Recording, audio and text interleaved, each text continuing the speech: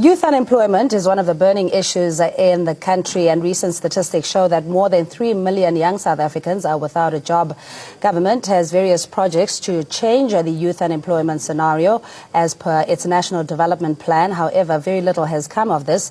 And just what more can be done to ensure that young people have work prospects and they can look forward to a career in the job market? And to answer this question, we joined in studio by youth unemployment expert Jake Willis. Shalom to you and good morning. Thanks so much for joining us, Jake. Good morning. Thank you for having me. Appreciate it. All right, so you are with Lulaway. What exactly is it? You call yourself a job engine.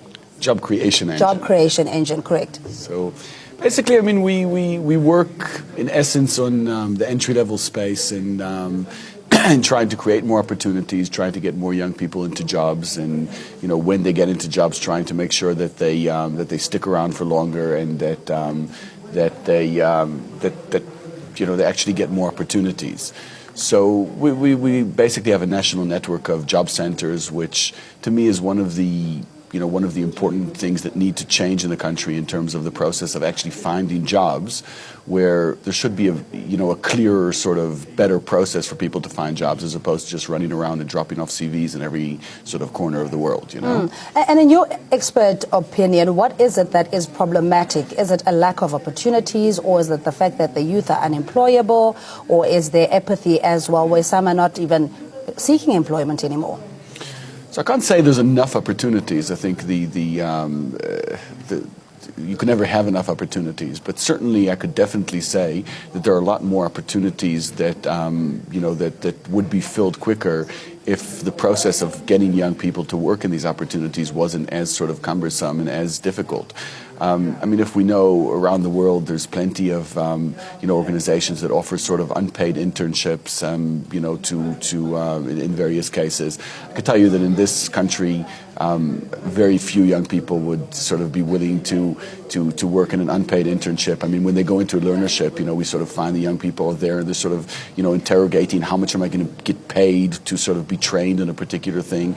So there's certainly a huge amount of apathy and not necessarily an excitement about work that we'd be looking for. And volunteerism as well, as you're saying, that at least just getting your foot in the door where you can then prove yourself and work your way up the career ladder, as it were. Do you think that is an attitude or a paradigm shift that should happen among young people?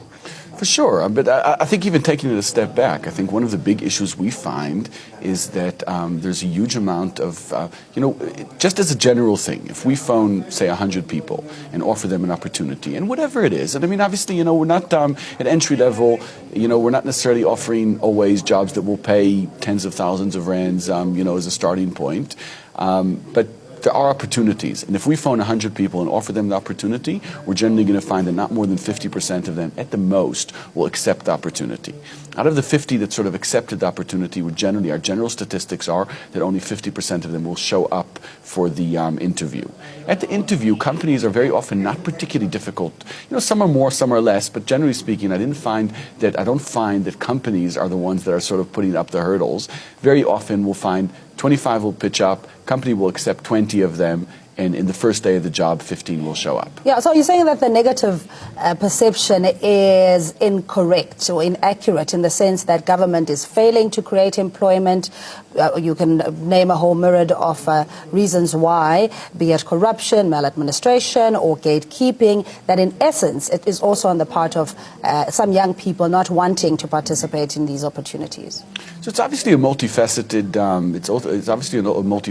sort of issue that has various things. But certainly I think if you look at the CETA system and the learnership system and the internship system, I mean, there's just a huge amount of government intervention that's actually being thrown into the space, and certainly we find that that there's a huge amount of apathy out there. There are some great young people. I mean, they're great people, but to find them is a process of sifting. And in many cases, we find, I mean, these learnerships, often they start out with 1,000 people or whatever it is, and as time goes by, the guys will sort of drop and go off to doing other things. People just leave jobs without having any other opportunities. we had this one program that we ran recently where we had about 500 young people there. And I was sitting there with, and we managed to place a bunch of them in various work opportunities. And I was sitting with a group of 50 of them that remained out of that. And, we offered them probably at least 3, 4, 5 different opportunities. And they were sitting there, and each one of the opportunities, they had some reason why they didn't, want to go to it. One of them, they said the toilets were too dirty. The other ones, they said the working hours were too long, and it's just like, one of them said, no, the company was selling something that they didn't absolutely believe in, so they just, they couldn't do it.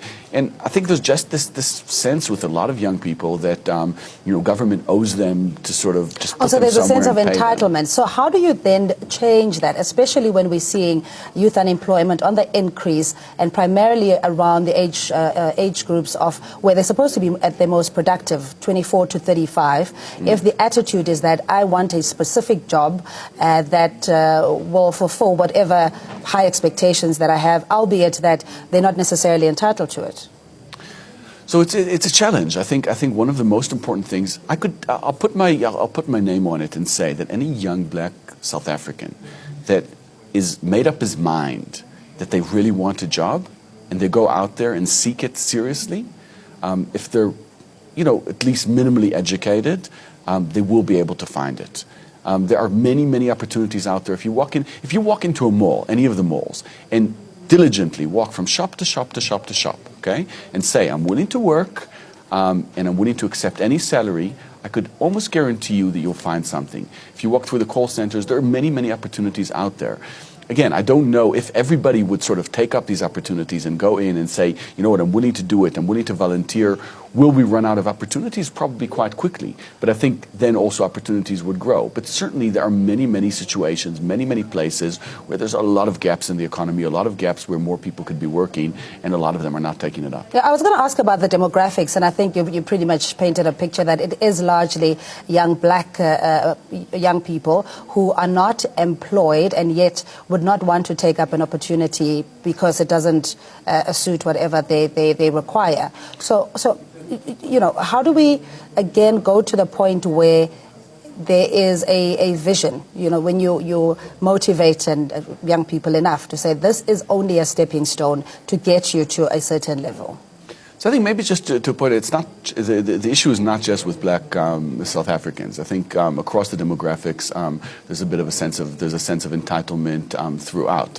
I think my point of focusing on black South Africans is that there's just this huge network of support in many ways for young black South Africans, or network of sort of government pushing incentives in various ways, which while if a sort of a white young South African is walking around, it will be more difficult for him in many ways to sort of find an opportunity than a young black South African, because there's a lot of sort of incentives and whatever it is for companies to employ young black South Africans. So really there's a lot of sort of support that is coming in from government side to do that.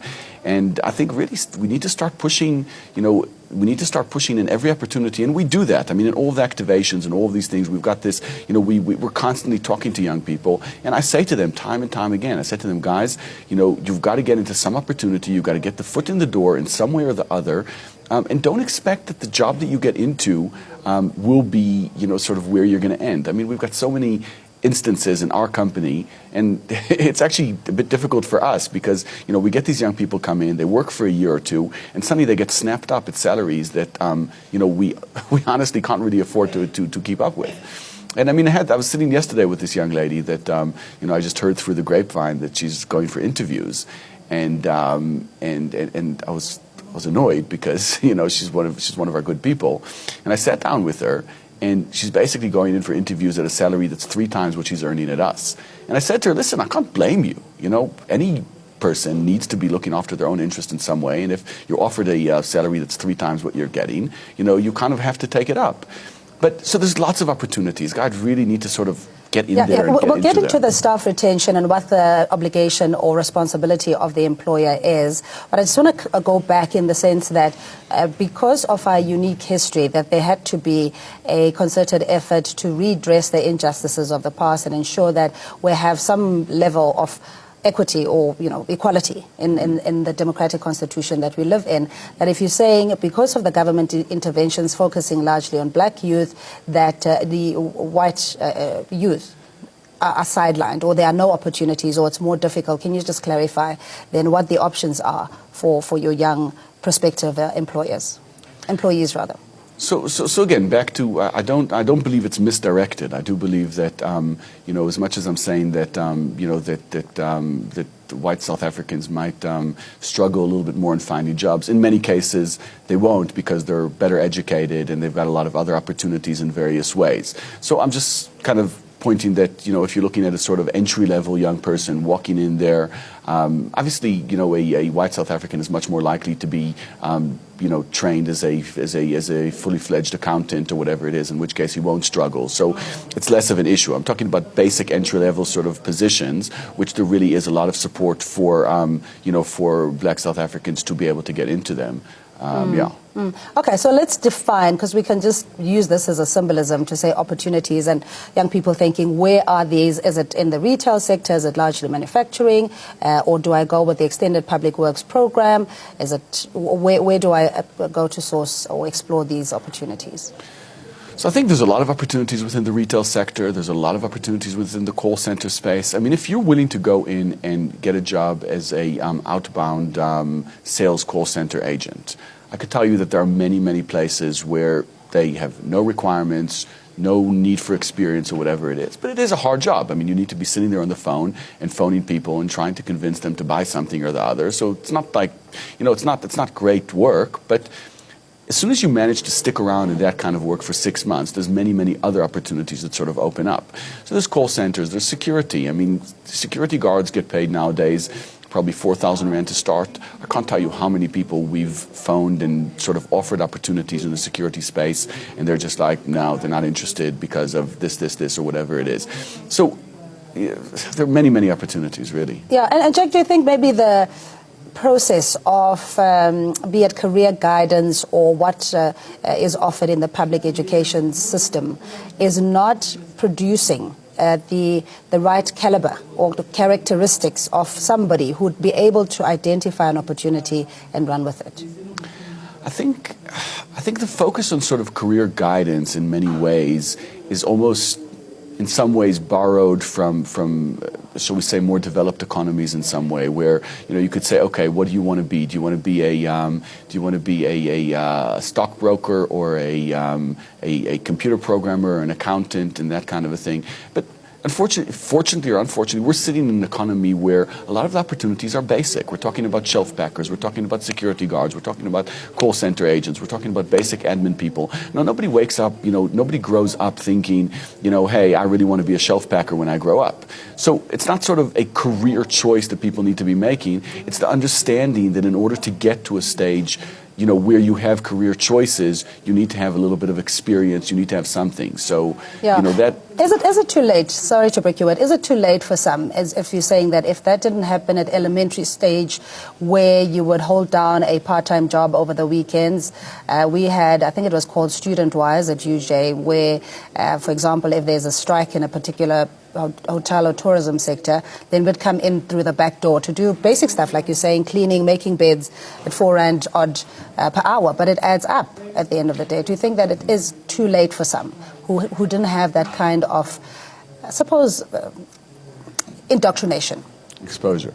So no, absolutely not. I think the idea is to say, if you're looking for an opportunity, you need to go out there and get the foot in the door. Once you've got the foot in the door, I always tell the story of my sister that, came back from overseas with a, quite prestigious sort of computer programming degree, and she was, looking left, right for an opportunity in her field, and she couldn't find it. And I told her, listen, if you're sitting at home and you're waiting for opportunities to come land on your laps, it's not going to happen. Go out there, do something, whatever it is, and something will happen. She went out, got a job as a waitress in a restaurant, and literally within 3 weeks, a guy that owned a computer programming company came in and offered her a job. So if you're not out there, you're not doing things, you're not going to get there. You cannot sit at home and just say, I'm waiting for the perfect opportunity to land on my laps. Get out there, do some work, and at the same time, people need to understand that just because you went in there and you're working as a cleaner, as a security guard, as a call center agent, keep on looking. Nobody's saying sort of sit down there and accept that that is the be-all and end-all,